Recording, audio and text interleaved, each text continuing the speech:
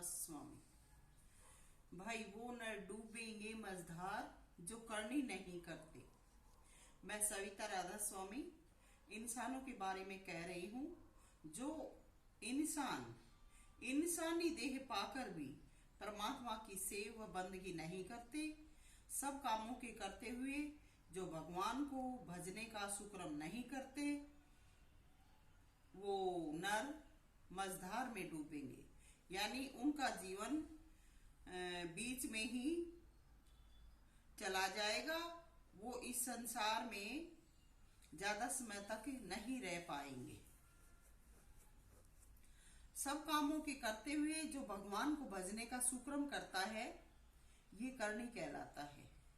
यूं तो सभी अपना अपना जीवन जीते हैं, पशु पक्षी भी अपना भोजन पानी स्वमेव प्राप्त करते हैं। तो इंसान अगर अपना अपना भोजन पानी प्राप्त करने में समय लगाता है या जीवन को व्यतीत करता है तो कोई जीवन का महत्व नहीं है। जैसे हम कह देते हैं कि वो बहुत बड़ा सोशलिस्ट था या सोशल वर्कर है, यानी समाज में कार्य करने पर महत्व दिया जाता है। इसी प्रकार से कोई अपने जीवन के सिवा समाज में दूसरे के भलाई के कार्य करता है, उसको समाज पूजता है। तो परमात्मा के कार्य करने वाले को परमात्मा पूजता है, क्योंकि परमात्मा के काम ही श्रेय कर हैं। इसलिए करनी करो। वैसे धरा पर कोई सदैव नहीं है, आना जाना लगा रहता है। कुछ एक कह देते हैं कि कोई किसी का नहीं है, ऐसा नहीं है। समझ बुद्धि वाले इंसान साथ भी दे देते हैं, मगर उनका भी जीवन चक्र है, उनको भी जाना है। इसलिए कोई धरा पर स्थायी निवासी नहीं है और स्थायी निवासी न होने की वजह से जीवन में सावधान किया जाता है कि परमात्मा ही सदैव है, उन्हीं का नाम व भजन करें, उन्हीं से मदद मिल सकती है। आज समाज दुनिया में संदेशक व विचारक भी बड़े बड़े पैदा हो गए हैं। पहला संदेश देते हैं कि कोई किसी का नहीं है, ये शिक्षा अशुद्ध है। तो इनकी शिक्षा का भी गलत असर पड़ता है। लोग अलगाववादी बना दिए हैं, यानी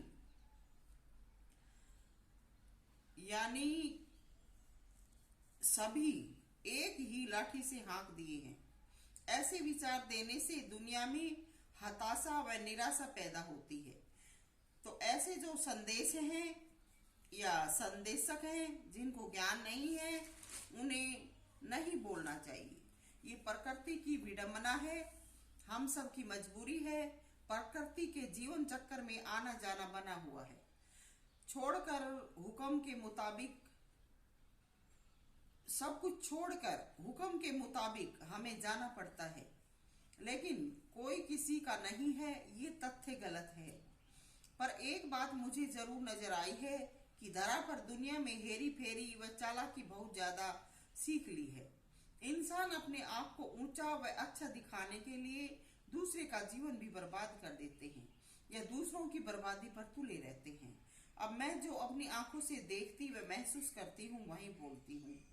मेरा पति देव भी विपरीत मार्ग अपनाए हुए है। मैं अगर कहूँ तो समाज दुनिया में सपोर्टर बहुत ज्यादा बन जाते हैं, चाहे किसी को कोई मतलब हो या ना हो, पर दूसरों को बिगड़ता देखकर लोग मजे उड़ाते हैं। मेरे गुरुदेव के मुझको ताड़ने फटकारने का नाजायज फायदा उठा रहे हैं, क्योंकि दुनिया में आदमी कुछ भी करता है उसको लोग बाग नजरअंदाज कर देते हैं। पर औरत चाहे कितनी भी सती हो उसको गलत कहने की कोशिश करते हैं। तो हमारे समाज में बुराई भी है। मेरे पतिदेव जिनकी नाचने की कोई मजबूरी नहीं है, यूट्यूब पर नाच नाच कर वीडियो डालते हैं। उनकी अपनी जॉब है, वो पीएफ डिपार्टमेंट में सर्विस करते हैं, तो उनका नाच गाने का कोई हक नहीं बनता है। मैं अगर मना करूं तो घर में कलेश होता है, दुनिया तमाशा देखे। इसलिए मैं उनको ज्यादा दबाव देकर नहीं कहती हूँ। अब ये कौन सा तरीका है? पत्नी भगवान का भजन करे और सत्संग जाए तो कमी, यानी पत्नी को दबाते हैं, और खुद जो उम्र का कोई सलीका नहीं वो काम। क्या बेवजह नाच गाना अच्छा होता है? किसी प्रोग्राम, शादी विवाह में यथा अवसर नाचना कूदना खुशी में शामिल है। तो यथा अवसर नाचना गाना कूदना गलत नहीं है, पर रोज रोज फिल्मी गानों पर नाचना और वीडियो बना बना कर पेश करना, जिसके बेटा बेटी 24 व 25 की उम्र में है और वो ऐसे करने का शौक नहीं करते, पर पिता जो लायक संतान है उस पर क्या असर डाल रहा है? क्या ये एक सही सामाजिक की अवस्था है? मैं अगर घर में मना करूं तो झगड़ा फसाद पर उतारू हो जाते हैं, मगर इज्जत की वजह से चुप रहती हूँ। क्या कहूं मैं? एक परमात्मा का संदेश देने वाली और मेरा पति जानबूझकर एक ढोंगी आवारा बनने की दिखने की कोशिश कर रहा है।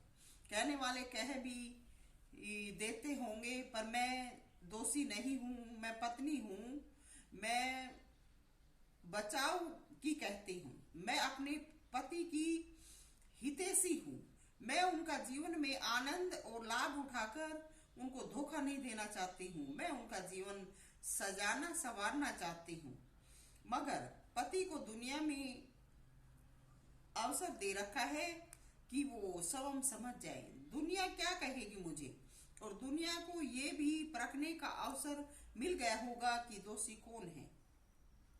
नाच गाना करने वालों का अपना जीवन है, मैं किसी को कुछ नहीं कहती, जो जैसा करेंगे वैसा भरेंगे, मगर बेवजह नाचना गाना, वो भी फिल्मी गीतों पर, ये कौन सा उम्र का शौक है?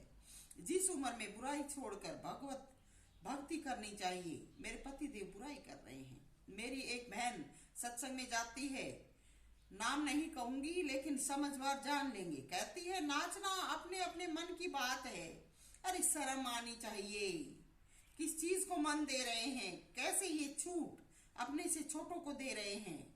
बड़ी होकर कहती है कि अपने अपने मन का सिला ही तो सत्संग में छुड़ाया जाता है कि मन को बुराइयों से निकालकर अच्छाई में लगाओ, और उसने मेरे से बड़ी होने के बावजूद भी ये शिक्षा दी, तो क्या वो रियल में मेरी बहन है? क्या वो मुझसे जीवन में अब आदर सत्कार पा सकेगी? तो ये दुनिया है जिस आज रिश्ते नाते भी अपने आप को ऊंचा बनाने में लगे हैं। उनको अपने से छोटों की फिक्र नहीं है कि हमें इनको क्या शिक्षा देनी चाहिए, इनके साथ कैसा व्यवहार करना चाहिए। माँ बाप को उठा लेते हैं घर से कि हम इनकी सेवा कर रहे हैं, और घर आने वाले मेहमान जो पुराने वक्त में अतिथि देवो भव कहा जाता था, उनका कोई आदर सत्कार नहीं है।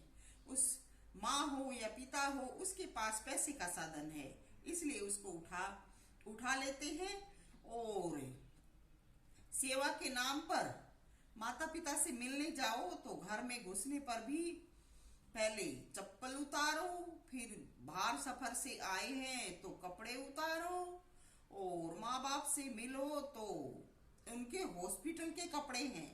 अरे ऐसे सेवक हैं तो उनके कपड़ों को चेंज क्यों नहीं करवाते?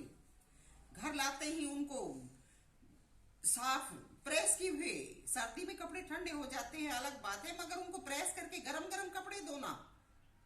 क्या ये कोई बहाना है कि ये हॉस्पिटल के कपड़े पहने हुए है? और फिर सेवा का नाम लेते हैं। तो आज की ये दुनिया है, आज ये सेवा है। अब क्या कहें, हमारे जैसे जो सामाजिक या सत्संगी या सतगुरु के संदेशक ये उपदेश करते हैं, तो उन्हीं से दुश्मनी पालनी शुरू कर देते हैं। तो उस बहन ने जो 30 साल से सत्संग का ढोंग करे फिरती है, आगे आगे नाचती है, कहती है कि अपने अपने मन की बात है। एक सत्संगी जो कभी मन के किनारे नहीं बैठता और मन को नैया नहीं सौंपता, और वो मन को नैया सौंपाना चाहती है और पक्ष लेती है, और उससे बढ़कर दुश्मन कौन हुआ? क्या उसका हक नहीं बनता कि नाचना बुरी बात है, ऐसा नहीं करना चाहिए? ये शिक्षा अपने से छोटों को देनी चाहिए। लेकिन ये रिश्ते हैं आजकल के, कोई किसी को कैसे लूटने चाहता है, कोई किसी को कैसे लूटना चाहता है। यहाँ तक कि मेरी सासू माँ अभी जिंदा है, वो भी अपने बेटे को नहीं समझाती कि बेटा तेरी उम्र की अब ये दहलीज नहीं है, इस उम्र में नाचना और नाचना गलत बात है। बच्चे जवान हो गए हैं, बच्चे भी ये बात देखकर सुनकर शर्म महसूस करते हैं कि शर्म महसूस करते हैं। मेरा बेटा कहता है, मम्मी ये क्या खेल है? मैं अपने बेटे को कहती हूँ कि तुम पुत्र का जो हक बनता है वही कर। इसलिए मेरे बेटा बेटी चुप रहते हैं। मैं और बेटी भी यही कहती है कि मम्मी ये क्या हो रहा है, मगर मैं अपने बच्चों को यही कहती हूँ कि सब कुछ ठीक हो जाएगा, तुम कुछ समय इंतजार करो।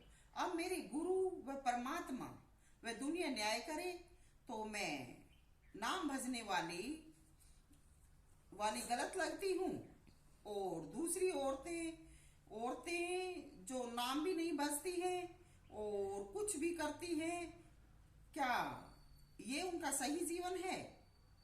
और जो आदमी ऐसे नाच गाना करता है उसको अपनी नाम भजने वाली पत्नी भला कैसे अच्छी लगेगी? तो ये क्या जीवन का मार्ग अच्छा है? ये कौन सा हक पुरुष को दिया जाता है? मैं ये भी इस समाज दुनिया से पूछती हूँ कि औरत और आदमी दोनों का हक समान है, मगर जो इंसान अच्छी करनी करते हैं, सबको सुधारने का प्रयास करते हैं, तो उनका हक भी दुनिया में सबसे ऊपर होना चाहिए। और मैं अगर गलत होती तो कुछ भी दुनिया से मिलकर करा सकती थी, लेकिन मैं धरा पर अपना जीवन अच्छा जीना चाहती हूँ। मैं किसी से भी राग द्वेष नहीं करना चाहती। मैंने अपने पति की बात दबा रखी थी क्योंकि हमारा देश पुरुष प्रधान है। इसमें औरत चाहे कितनी भी सती है, घुट घुट कर जीती है, और आदमी खुले में अन्याय पाप जुर्म करते हैं। ये कौन सा न्याय है? बच्चे भी नादान हैं, वो भी इस बात को समझते हैं और ऐसा नहीं करते, अपने जीवन को बनाना चाहते हैं, मगर पिता की आंखें कहाँ बंद हो गई हैं। मैं अपने पति की गुलाम नहीं हूँ।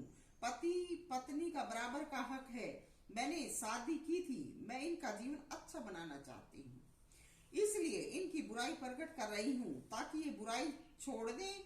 वह मैं इस बुराई में शरीक नहीं हूँ। वह मेरे गुरु को भी संदेश दे रही हूँ कि भविष्य में झूठा पक्ष ना लें। मेरे गुरुदेव ने भी झूठा पक्ष लिया था, जिसका नाजायज फायदा मेरे पति ने उठाया है। तो मैं ये कहती हूँ कि गुरुदेव प्लीज मुझे क्षमा करें, आपके आगे बोलने का हक नहीं बनता, लेकिन जब मेरा जीवन ही बिगड़ जाए तो फिर आपकी इस गुरुवाई का क्या फायदा होगा? तो झूठा पक्ष लेंगे तो नुकसान आपको ही उठाना पड़ेगा। ये सत्संग की शिक्षा भी है कि इंसान सब बुराइयों को त्यागे, अब अपने पत्नी व बच्चों की कदर करे, नहीं तो वीडियो पर ज्यादा व्यू होने से जीवन नहीं बनता। परमात्मा का लेख अलग है। संसार में कितने भी समर्थक हो जाएंगे, कितने भी करोड़ों अरबों व्यूज हम प्राप्त कर लेंगे, लेकिन परमात्मा समर्थक नहीं बने तो किसी भी चीज का कोई फायदा नहीं है। जब परमात्मा समर्थक बनेंगे तब जीवन बनता है। ये वीडियो तो लोग मनोरंजन के लिए भी डाल देते हैं और लोग मनोरंजन के लिए ही देखते हैं। किसी को किसी के जीवन से कोई मतलब नहीं है। तो ये कोई बात नहीं है। जब दूसरों को शिक्षा देते हैं तो अच्छी शिक्षा दे, जिसका असर अच्छा हो, लोग बाग उसका फायदा कमाएं, उनका भी जीवन सार्थक हो। साथ ही तो झूठी हामी भर भर के फंसा भी देते हैं। यूं किसी की खुशी से क्या है? हमारा अपना जीवन देखना चाहिए, सोचना चाहिए क्या कि इस काम के करने से हमें आत्मिक खुशी है या नहीं है, या खुदा हमसे प्रसन्न है या नहीं है। हमारी आत्मिक खुशी तो बुराइयों में ही होती है। हम जो जैसा जीवन जीते हैं या जो करते हैं उसमें अपने आप को खुशनसीब व अच्छा मानते हैं, तो हमारा मन कभी भी परमात्मा का ख्याल नहीं करता है और अपनी आत्मिक खुशी अपनी करनी में ही महसूस करता है। लेकिन खुदा हमसे प्रसन्न है या नहीं, ये हमने सोचना चाहिए। तो ये हमें अपनी आत्मा से ही जवाब मांगना चाहिए। तो दुनिया में तो ऐसे भी बहुत हैं जो गलत शिक्षा देते हैं, और हर इंसान को सोच समझकर जीवन जीना चाहिए। वे परमात्मा की भक्ति करनी चाहिए। हमेशा अपने प्रभु की, अपने परमात्मा की खुशी का ध्यान रखना चाहिए। सविता राधा स्वामी, मोजादी राधा स्वामी।